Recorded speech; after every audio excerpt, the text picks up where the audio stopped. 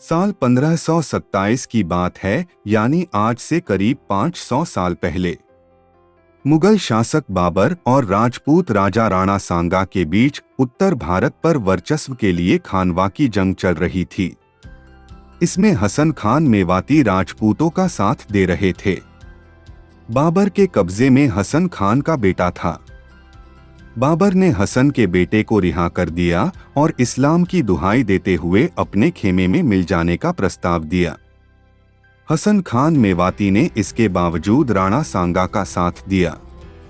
इस जंग में राणा सांगा की हार हुई और हसन खान को अपनी जान गंवानी पड़ी। हसन खान मेवात के मेव मुसलमान थे। हरियाणा का पूर्वी मेवात जिला और राजस्थान के अलवर और भरतपुर जिले के कुछ हिस्से शामिल हैं, जहां मेव करीब 1000 साल से रह रहे हैं। मेव मुस्लिमों के ओरिजिन को लेकर कई थ्योरी हैं। कुछ लोग कहते हैं कि इनकी जड़ें ईरान में हैं, वहीं दूसरे इन्हें मीना जनजाति से जोड़ते हैं। एक थ्योरी के मुताबिक मेव हिंदू राजपूत थे। इन लोगों ने 12वीं और 17वीं शताब्दी के बीच औरंगजेब के शासनकाल तक इस्लाम अपना लिया था। ब्रिटिश एरा में मीना से मेव बनने की थ्योरी सबसे पहले एथनोग्राफर और अलवर स्टेट के पॉलिटिकल एजेंट मेजर P.W. पॉवलेट ने दी। उन्होंने बताया कि मेव समुदाय मीणाओं से जुड़ा है। पॉवलेट ने 1878 के उल्वुर के गजेटियर में लिखा है, मेव और मियाँ शब्दों के बीच समानता से पता चलता है कि यह मीना से निकला हुआ छोटा रूप है। दोनों समुदायों में सिंगल, नाई, डुलोत, पिंडालोत, दिंगल, बालोट जैसे कई कुलों के नाम समान हैं। एक और कहानी खान उपाधि से जुड़ी हुई है। साल 1355 में कोटला किले के जादौन राजपूत राजा लाखन पाल के दो बेटे कुंवर सोनपर पाल और कुंवर समर पाल दिल्ली सल्तनत में सुल्तान फिरोज शाह तुगलक के यहाँ काम करते थे। एक बार फिरोज शाह तुगलक शिकार पर गए थे।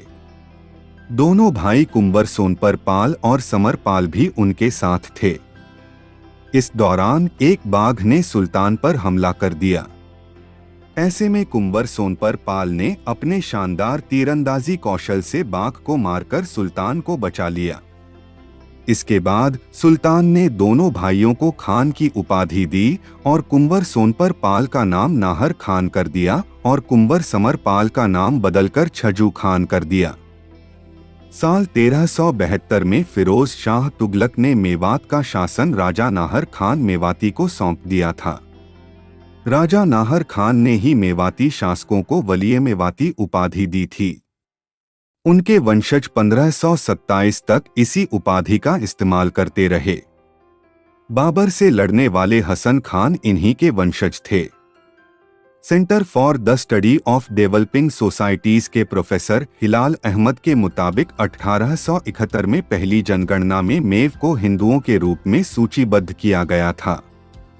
वहीं 1901 की जनगणना में मुसलमानों के रूप में। मेव पहले हिंदू और इस्लामी दोनों रीति रिवाजों का पालन करते थे। हिंदू और मुस्लिम महिलाएं मिलकर कुओं की पूजा किया करती थीं, जिसे हकीका कहा जाता था। ये खुद को भगवान कृष्ण का वंशज और भगवान श्री राम का अनुयायी मानते हैं। इसीलिए ये ईद के साथ साथ हिंदू त्योहार भी मनाते हैं। लेकिन 1926 में जब आर्य समाजियों ने शुद्धि और संगठन आंदोलन शुरू किया, तब तबलीगी जमात ने मेव समुदाय को फिर से इस्लामी खेमे में शामिल कर लिया। कदकाठी और पहनावे को देखें तो मेव मुस्लिमों की फेटा पगड़ी और गैर मेव की पगड़ी एक जैसी है। महिलाएं बुर्का नहीं बल्कि सिर पर हल्का घूंघट रखती हैं। वे हिंदुओं की तरह एक ही गोत्र में शादी नहीं करते। हालांकि इस्लाम चचेरे भाइयों के साथ शादी की अनुमति देता है। कई परिवार अभी भी बच्चों को उनके हिंदू नामों से बुलाते हैं, जैसे अमर सिंह, चांद सिंह, सोहराब सिंह में। इनमें खान जैसे उपनाम उनकी मुस्लिम पहचान को व्यक्त करने के लिए जोड़े गए हैं।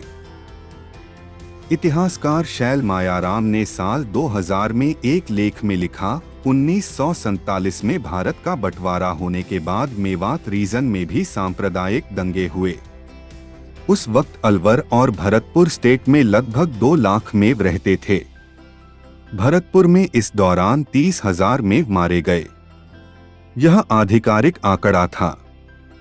इस दौरान जो लोग हिंसा से बच गए वे नूंह, रेवाड़ी और सोहना के वेटिंग कैंपों में पहुंचे, जो उस वक्त पंजाब में था।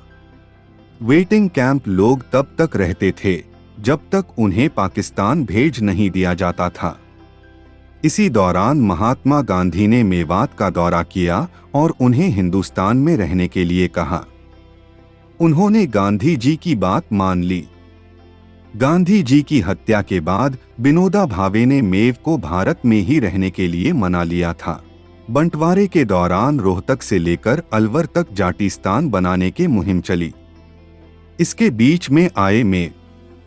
इन मेव मुस्लिम ने जाटिस्तान को सिरे से नकार दिया और एक हिंदुस्तान की थ्योरी को अपनाया। फिलहाल 20 लाख मेव मुख्य रूप से हरियाणा के मेवात जिले, अब नूंह और राजस्थान के निकटवर्ती अलवर और भरतपुर में फैले हुए हैं। इस प्रकार देखा जाए तो मेव सच्चे हिंदुस्तानी है, जिन्होंने न केवल जाटिस्तान का विरोध किया बल्कि बंटवारे के बाद भी भारत में रहने को ही प्राथमिकता दी। वे आज भी भगवान श्री कृष्ण को मानते हैं और हिंदू तीज त्योहार को मनाते हैं।